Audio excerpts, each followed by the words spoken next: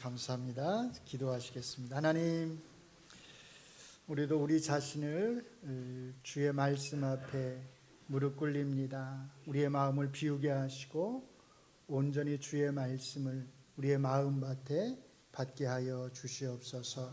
생명의 말씀이 주께 있사오니 그 생명의 말씀으로 오늘도 우리를 먹여 주시옵소서. 예수님 이름으로 기도합니다. 아멘. 오늘부터 고난주간이 시작이 됩니다. 그래서 오늘은 특별히 예수님의 죽으심의 의미가 무엇인지에 대해서 한번 같이 생각해 보려고 합니다. 성경 전체가, 특별히 로마서가 우리에게 가르쳐주는 두 가지 중요한 교훈이 있습니다. 첫째로, 모든 인간이 다 죄인이라는 겁니다. 오늘날 사람들이 별로 좋아하지 않는 얘기죠. 사실 설교자들도 이런 죄인에 대한 이야기를 하려면 사실 조금 부담이 되는 게 사실입니다. 그만큼 오늘날 사람들은 자기 자신이 죄인이라고 하는 그런 의식이 없이 살아갑니다. 그런데 성경은 너무나 분명합니다. 성경의 가르침은 너무나 분명합니다. 인간은 모두가 다 하나님 앞에서 죄인으로 서 있다라는 겁니다. 특별히 로마서 2장 9절에서 바울 사도께서는 유대인이나 헬라인이나 다 죄 아래에 있다고 우리가 이미 선언했다, 이렇게 말씀합니다. 또 오늘 저희가 읽은 본문의 23절 말씀에서도 모든 사람이 죄를 범하였음에 하나님의 영광에 이르지 못하더니, 이렇게 말씀합니다. 둘째로, 모든 인간이 다 하나님의 진노 아래 놓여 있다는 겁니다. 이것은 물론 모든 인간이 다 죄인됨의 결과입니다. 단 한 명의 예외도 없이 모든 인간이 다 하나님의 진노 아래 있다라고 하는 것이 성경의 분명한 가르침입니다. 오늘 본문의 오늘 본문은 아니죠. 로마서 1장 18절에서 바울 사도께서는 이렇게 말합니다. 같이 한번 읽겠습니다. 시작. 하나님의 진노가 불의로 진리를 막는 사람들의 모든 경건하지 않음과 불의에 대하여 하늘로부터 나타나나니. 뭐가요? 하나님의 진노가. 물론 1장에서의 이 말씀은 누구를 향한 말씀이냐면 사실은 이방인들을 향해서 지금 하시는 말씀입니다. 이방인들을 향해서 하나님의 진노가 나타나고 있다, 현재도 지금 임하고 있다라는 뜻입니다. 그렇다고 해서 유대인들이 이 하나님의 진노에서 면제되는 것은 아닙니다. 왜냐하면 오늘 본문의 19절에서 바울 사도께서는 이제 유대인들을 향해서 이렇게 말씀하시기 때문입니다. 3장 19절을 읽어드립니다. 우리가 알거니와 무릇 율법이 말하는 바는 율법 아래에 있는 자들에게 말하는 것이니 이는 모든 입을 막고 온 세상으로 하나님의 심판 아래에 있게 하려 함이라. 이 말씀은 누굴 향한 말씀이냐면 유대인들을 향한 말씀입니다. 율법 아래에 있는 유대인들을 향해서 뭐라고 말씀하냐면 너희가 하나님의 심판 아래에 있다, 이렇게 말씀을 합니다. 그러니까 이방인이든 유대인이든 모든 사람이 다 죄인이고, 모든 사람이 죄인이라고 하는 것은 모든 사람이 다 하나님의 진노 아래에, 하나님의 심판 아래에 있다라고 하는 것을 의미합니다. 바로 이것이 인간의 운명과 관련된 성경의 가장 기본적인, 가장 기초가 되는 두 가지 가르침입니다. 오늘 저희가 읽은 본문의 말씀은 바로 이런 인간의 운명에 대한, 하나님의 진노 아래에 있는 이 인간의 운명에 대한 해결책을 제시해 줍니다. 죄인이 어떻게 의인으로 인정받을 수 있는지에 대한 그 방법과 그 이유를 오늘 우리에게 알려주고 있습니다. 죄인을 의인으로 만들 수 있는 두 가지 후보자가 있습니다. 첫째로 율법의 행위입니다. 그런데 20절 말씀은 이 율법의 행위가 죄인을 의인으로 만들 수 없다고 하는 사실을 분명히 합니다. 율법의 기능은 죄인을 의인으로 만드는 것이 아니라 죄인으로 하여금 자기가 죄인이라고 하는 것을 더 깊이 느끼도록 하기 위한 것이라는 겁니다. 사람들은 그런데 이 율법의 기능을 마치 죄인을 의인으로 만들기 위한 것처럼 그렇게 여겨왔다는 겁니다. 그런데 바울 사도께서는 그 생각을 바로잡아 줍니다. 율법의 기능은 죄인을 의인으로 만들기 위한 것이 아니고 죄인으로 하여금 자기가 얼마나 하나님 앞에서 큰 죄인인지를 더 깊이 깨닫고 의식하도록 하기 위한 것이라는 겁니다. 그래서 이렇게 말씀합니다. 3장 20절 말씀을 읽어드립니다. 그러므로 율법의 행위로 그의 앞에 의롭다 하심을 얻을 육체가 없나니, 그 다음에 뭐라고요? 율법으로는 죄를 깨달음이니라. 바로 이것이 하나님께서 우리에게 율법을 주신 중요한 목적 중 하나입니다. 두 번째 후보자는 예수님에 대한 믿음입니다. 22절은 이렇게 말씀합니다. 같이 읽습니다. 시작. 예수 그리스도를 믿음으로 말미암아 모든 믿는 자에게 미치는 하나님의 은이 차별이 없느니라. 두 가지를 말씀합니다. 첫째로 예수 그리스도를 믿음으로 말미암아 하나님의 의를 얻게 된다. 다른 식으로 말하면 의롭게 된다는 겁니다. 두 번째는요, 이것은 믿음으로 말미암아 하나님의 의를 얻게 되는 것, 의롭게 되는 이것은 유대인이나 이방인이나 차별이 없이 다 똑같다. 유대인도 예수 그리스도를 믿어야 의롭게 될 수 있고요, 이방인도 오직 예수 그리스도를 믿어야 의롭게 될 수 있다는 겁니다. 이제 우리에게는 아주 중요한 질문이 한 가지 생겨납니다.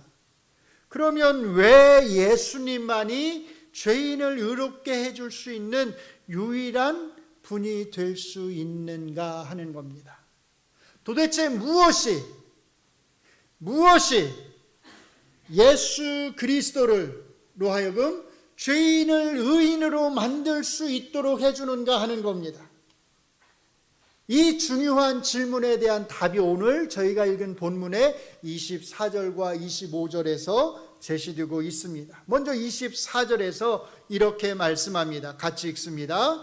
그리스도 예수 안에 있는 속량으로 말미암아 하나님의 은혜로 값없이 의롭다 하심을 얻은 자 되었느니라. 그리스도 예수 안에 있는 속량으로 말미암아, 속량이라는 말은 죄의 값을 뜻합니다. 예수님이 우리가 받아야 할 그 죄의 값을 지불하셨다는 겁니다.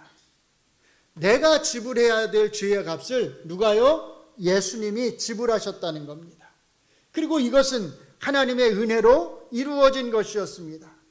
죄인인 우리는요, 하나님께서 우리를 그냥 내버려 두시면 우리는 죄인이기 때문에 다 하나님의 진노의 대상으로서 하나님의 심판을 받아서 멸망할 수밖에 없습니다. 우리에게는 우리 스스로 하나님께로 향해서 돌아설 능력 자체가 없습니다. 사실은 이것이 우리 모두의 운명이었습니다. 그런데 하나님이 친히 우리에게 은혜를 베푸신 것입니다. 우리의 죄의 대가를, 그 속량을 하나님께서 친히 지불하셨다는 것입니다. 그리고 이 일은 예수 그리스도 안에서 이루어졌다는 겁니다. 그렇기 때문에 우리는 값없이 의롭다 하심을 얻었다고 말할 수 있는 것입니다. 이것은 우리 편에서 그렇게 생각을 하는 겁니다. 우리 편에서 볼 때 우리의 속량은 우리가 한 것이 없으니까, 우리는 아무것도 지불한 것이 없으니까, 우리가 그 죄의 대가를 지불하지 않았으니까 우리 편에서 값없이 얻은 것입니다. 그러나 하나님 편에서는 값없이 이루어진 것이 아닙니다. 하나님 편에서는 그 아들 예수 그리스도의 피를 그 대가로 지불하신 것입니다. 이 속량을 위해서 우리가 한 일은 아무것도 없습니다. 사실 우리 편에서 보면 우리의 죄의 대가를 지불하기 위해서 우리가 할 수 있는 것은 아무것도 없습니다. 이 죄의 대가는요, 이 죄는 오직 생명을 대신해서만 이 죄가 용서될 수 있습니다. 죄의 대가는 생명입니다. 문제는 여기에 있습니다. 우리 모두가 죄인이라는 겁니다. 죄인이 그 죄의 대가를 지불할 수 없다는 겁니다. 이 죄의 대가는 죄가 없는 의인만이 지불할 수 있다는 겁니다. 여기에 바로 우리 인간의 곤욕이 있는 것입니다. 우리가 모두 다 죄인이기 때문에 우리 스스로는 이 죄의 문제를 해결할 수 없다는 것입니다. 그래서 이 죄의 대가의 지불은 오직 하나님 편에서만 지불할 수 있는 것이었습니다. 하나님이 오직 하나님의 은혜로 그래서 이 일을 해주신 것입니다. 25절 말씀은 하나님이 그리스도 예수 안에서 이루신 속량이 어떻게 이루어졌는지를 더욱 구체적으로 설명합니다. 같이 이 말씀을 우리가 읽겠습니다. 시작. 이 예수를 하나님이 그의 피로써 믿음으로 말미암아 화목제물로 세우셨으니. 사실은 이 말씀이 오늘 본문에서 가장 중요한 말씀입니다. 그런데 한 가지 안타까움이 있습니다. 우리말 번역에 화목제물로 세우셨다 이렇게 번역이 되어 있는데요, 여기서 화목제물이라고 하는 이 말은 헬라어로 힐라스테리온입니다. 그런데 사실 이 힐라스테리온은요, 화목제물보다 속죄제물 이렇게 번역하는 것이 훨씬 더 좋습니다. 화목제물과 속죄제물이 전혀 다른 성격을 가지고 있는 것은 아니지만 사실은 이 둘이 구분이 되고 있거든요. 그래서 여러분들이 혹시 새번역 성경을 가지고 집에서 이렇게 새번역 성경을 읽고 참조하시는 분이 계실지 모르겠는데, 새번역 성경의 경우에는 이렇게 번역을 했어요. 우리가 새번역 성경으로 다시 한번 이 구절을 읽어보겠습니다. 시작. 하나님께서는 이 예수를 뭘로요? 속죄 제물로 내주셨습니다. 이 속죄 제물로 내주셨다고 하는 것, 속죄 제물이라고 하는 이 표현이 아주 중요합니다. 속죄 제물이라고 하는 것은 죄를 용서하기 위한 제물이라는 뜻입니다. 이 개념이 어디서 온 거냐면 레위기에서 온 것입니다. 여러분들이 오늘 집에 돌아가시면 레위기 1장부터 5장까지를 꼭 한번 읽어보셨으면 좋겠어요. 거기에 읽어보시면 이스라엘 백성들이 하나님 앞에 드려야 될 5가지 희생 제사가 언급이 됩니다. 그 5가지 희생 제사가 어떤 것들이냐면 번제, 소제, 화목제, 속죄제, 속건제입니다. 여기 보니까 화목제, 속죄제 구분이 되고 있죠. 서로 다른 개념입니다. 오늘 우리가 주목하려고 하는 것은 속죄제입니다. 이 4번째 언급되고 있는 이 속죄제에 대한 것이 레위기 4장에서 설명이 되고 있는데요, 제가 한번 여러분들을 이해를 위해서 이렇게 한번 간단하게 정리를 한번 해봤습니다.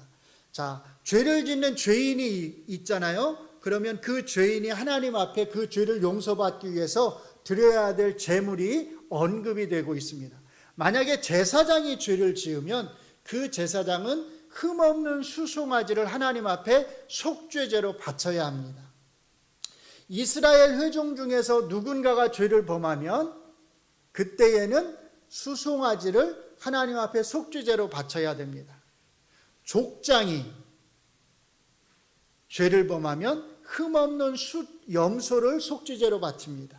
그런데 일반 회중 중에서 평민이 죄를 범하면 흠없는 암염소를 바쳐야 합니다. 그런데 암염소를 바칠 만한 그런 능력이 평민에게 없으면 암염소 대신에 흠없는 어린 양 암컷을 바치도록 하나님께서 말씀하십니다. 이렇게 제사장, 이스라엘 회중, 족장, 평민 그 신분에 따라서 그 바쳐야 될 제물이 정해져 있습니다. 그런데요, 이들 모두가 이 속죄제를 하나님 앞에 바칠 때 신분에 상관이 없이 모두 다 공통적으로 행해야 하는 행위가 한 가지 있습니다. 자기가 바치는 그 동물의 머리에 손을 얹고 안수하는 것입니다. 우리가 이걸 다 읽어볼 수는 없으니까요. 저기에 나와 있는 것들을 평민이 죄를 범했을 때 어떻게 해야 하는지에 대해서만 한번 제가 읽어드리도록 하겠습니다. 레위기 4장 27절로 29절을 제가 읽어드리겠습니다.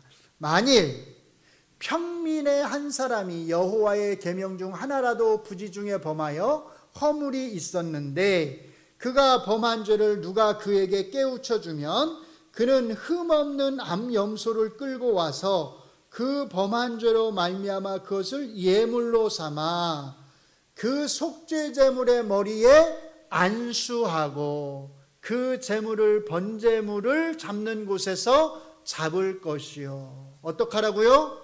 그 속죄 제물의 머리에 안수하고. 누가 안수하는 걸까요? 누가 안수하는 거죠? 제사장이 하는 게 아니에요.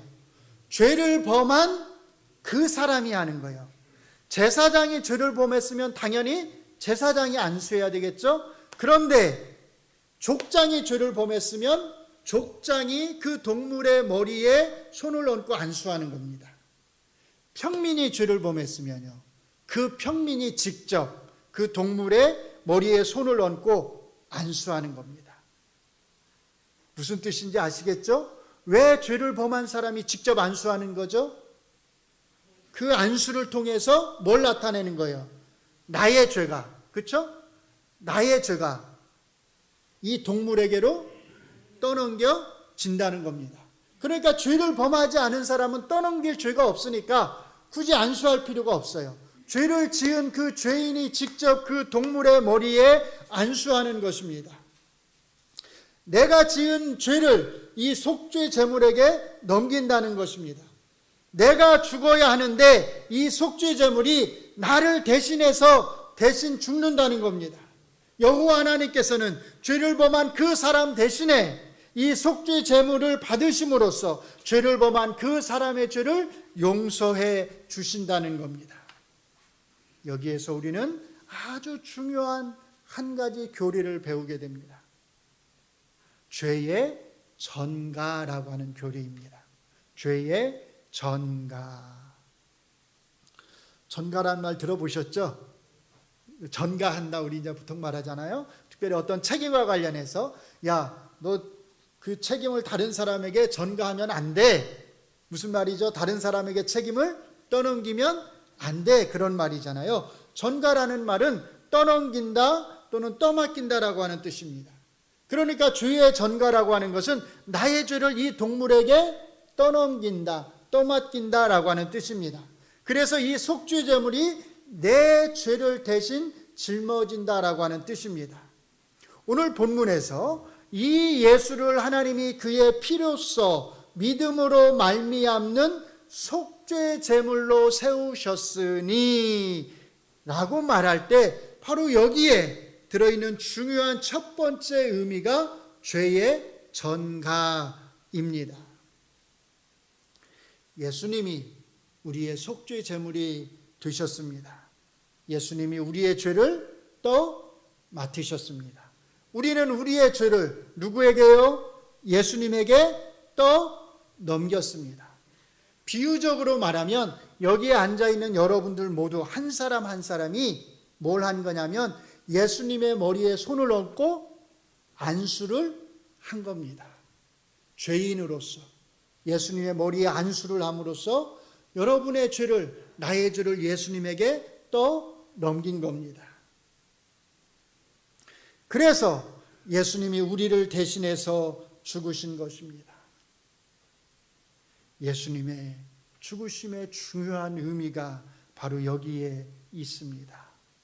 예수님의 죽으심은 우리의 모든 죄를 그 몸으로 떠맡으신 속죄 제물로서의 죽으심입니다.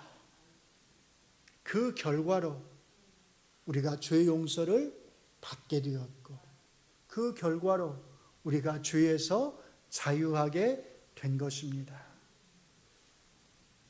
그런데 이게 다가 아닙니다. 속죄 제물로서의 예수님의 죽으심에는 죄의 전가 외에 또 하나의 중요한 교리가 있습니다. 의의 전가입니다. 이것은 제가 여러분들이 이해하기 쉽도록 이렇게 한 문장으로 한번 만들어 봤습니다. 여러분들이 이 표현을 잘 기억을 하셨으면 좋을 것 같아요. 우리가 같이 한번 읽어보겠습니다. 시작. 우리의 죄는 예수님에게 전가된 반면 예수님의 의는 우리에게 전가되었습니다. 아멘. 의의 전가라고 할 때 이 의는 그러니까 누구의 의를 가리키는 거예요? 예수님의 의를 가리키는 겁니다. 우리의 죄는 누구에게요? 예수님에게. 예수님의 완전한 그 의는 누구에게요? 우리에게 떠맡겨진 겁니다. 전가된 겁니다. 우리의 안 좋은 죄는 예수님이 맡으시고 예수님의 온전한 의는 우리에게 맡겨지고, 이렇게 죄의 전가와 의의 전가, 이 두 가지 전가를 가리켜서 이중전가 이렇게 말을 합니다. 여러분들이 이런 표현들 하나쯤은 기억해 주시면 유식해 보이겠죠. 이렇게 복음을 이해하는데 어떤 표현들을 기억해 두시면 훨씬 더 좋습니다. 우리의 죄는 예수님에게 전가됨으로써 우리는 죄에서 깨끗하게 되었습니다. 그러나 그것이 다가 아닙니다. 그것이 복음의 끝이 아닙니다. 이제는 반대로 예수님의 의가 우리에게 전가되었습니다. 그래서 우리가 예수님의 의를 지니게 되었습니다. 그래서 우리는 이제 이 예수님의 의로 말미암아서 하나님 앞에서 의롭다고 인정을 받게 된 것입니다. 그래서 우리 모두의 가슴 속에는 예수님의 의라고 하는 이 5글자가 너무도 선명하게 새겨져 있습니다. 그래서 그 무엇도, 그 어떤 죄도 우리를 정죄할 수 없는 것입니다. 그래서 26절 말씀은 이렇게 선언합니다. 곧 이때에 자기의 의로우심을 나타내사 자기도 의로우시며 또한 예수를 믿는 자를 의롭다 하려 하심이라.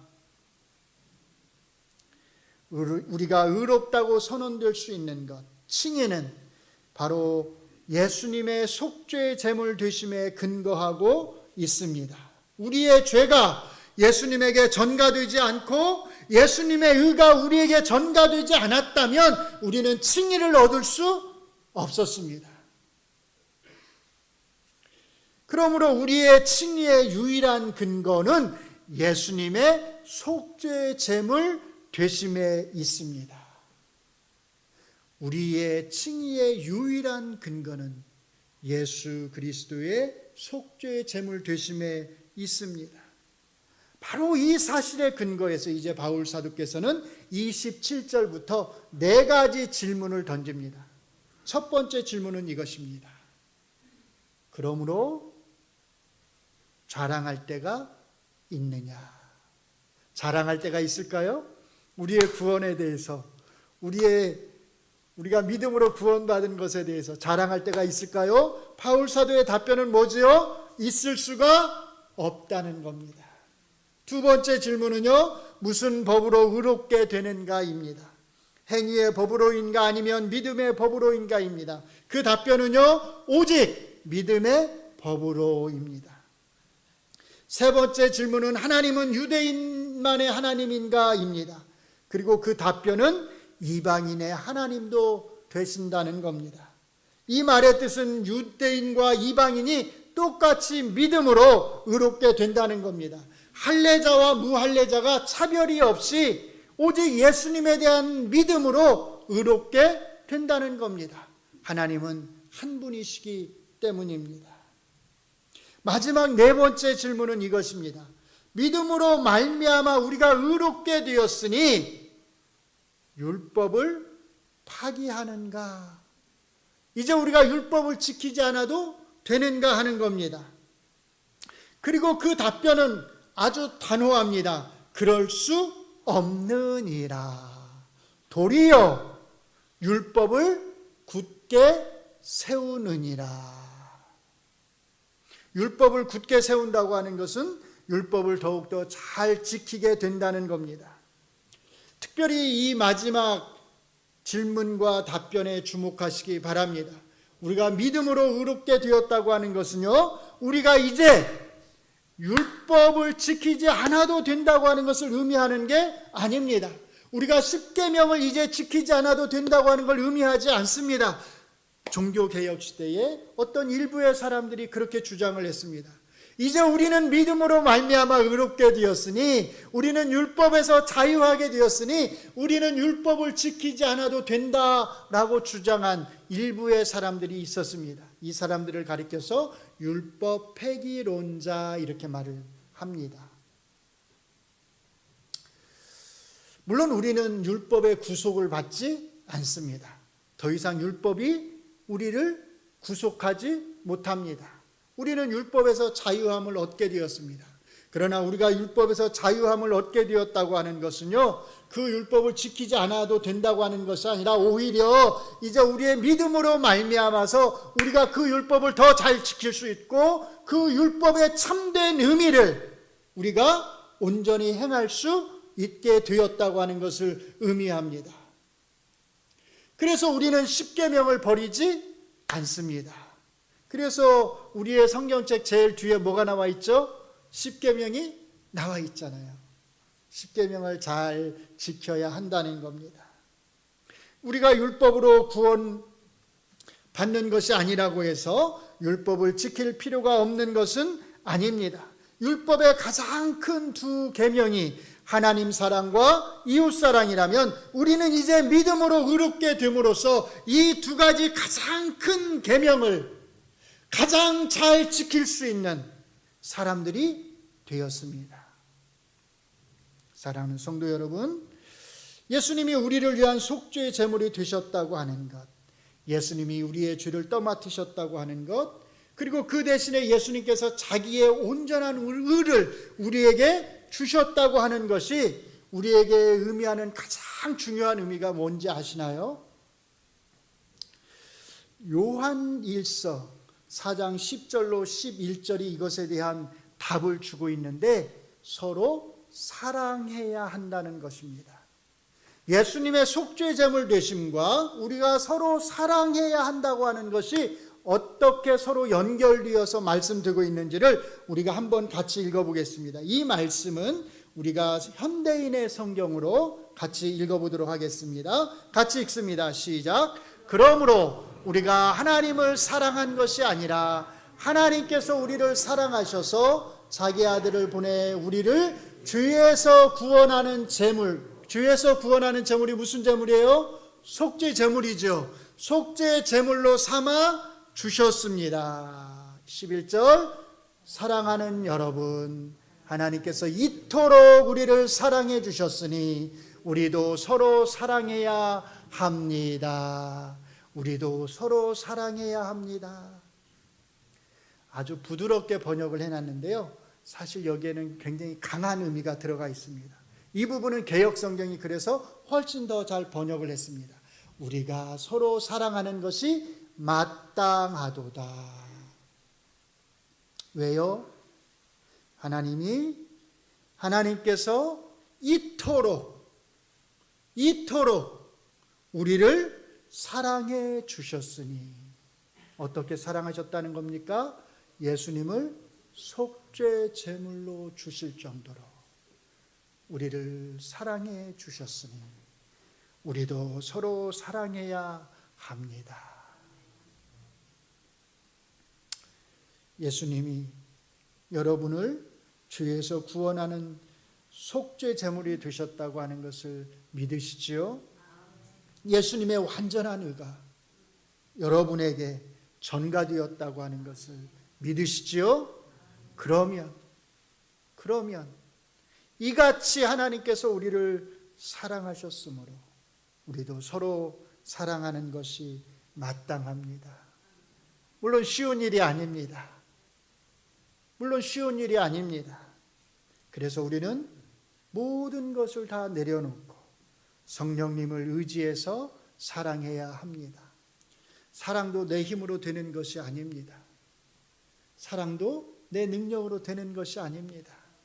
내가 사랑하고 싶다고 해서 자연스럽게 사랑하게 되는 것이 아닙니다. 내려놓아야 합니다. 내 욕심을 내려놓고 내 생각을 내려놓고 내 안에 계시는 그 성령님을 의지해서 우리는 서로를 더욱더 사랑해야 합니다. 이것은 선택이 아니라 그리스도인에게 필수입니다. 사랑하는 성도 여러분, 우리의 속죄 제물이 되신 우리 주 예수 그리스도의 그 죽으심을 기억하시면서, 늘 기억하시면서 우리 동작중앙교회 모든 성도님들은 서로를 끝까지 사랑할 수 있는 사랑하는 성도님들이 되시기를 주의 이름으로 축원합니다. 기도합니다. 하나님, 우리를 위해서 우리의 죄를 떠맡으시고 십자가에서 죽으신 우리 주 예수 그리스도의 그 죽으심을 우리가 기억합니다. 그 죽음이 우리가 죽어야 했던 죽음인 것을 고백합니다. 주께서 우리를 대신하여 죽으셨음을 고백합니다. 이같이 주께서 우리를 사랑하셨으니 이제 우리가 서로 사랑하는 것이 마땅한 줄 압니다. 그러나 우리 힘으로 할 수 없음을 주님 고백합니다. 주의 성령께서 우리의 마음의 악함을 아시오니 우리의 마음을 누그러뜨리시고 우리의 마음을 더욱더 부드럽게 하여 주시고 우리의 마음에 더 큰 관용을 주시고 더 큰 온유함과 겸손함을 주셔서 우리의 모든 욕심들을 다 내려놓게 하시고 우리의 생각들을 다 내려놓게 하시고 오직 주의 사랑으로 우리가 서로를 더 많이 사랑할 수 있도록, 더 깊이 사랑할 수 있도록 주의 성령께서 도와주시옵소서. 예수님 이름으로 기도합니다. 아멘.